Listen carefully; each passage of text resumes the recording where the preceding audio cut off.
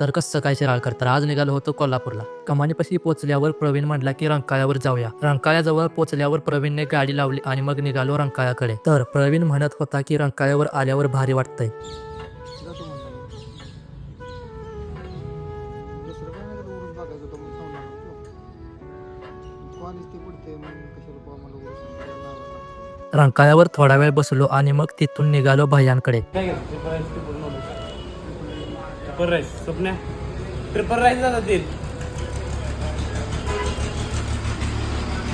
बाईने ऑर्डर केलेले आमचं बाह्यासारखं विचारते ब्लॉगरला बोलून घे त्याला इथे जॉबच्या उतार आहे आम्ही लय माझ्या करायचं भेटूया पुढच्या व्लॉग मध्ये. चलो बाय.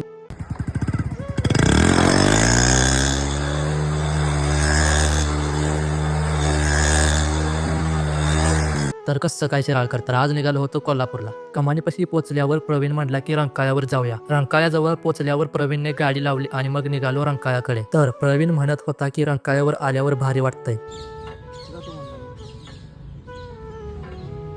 दुसरं काय नाही, उरून बघायचं होतं म्हणून थांबणार होतो.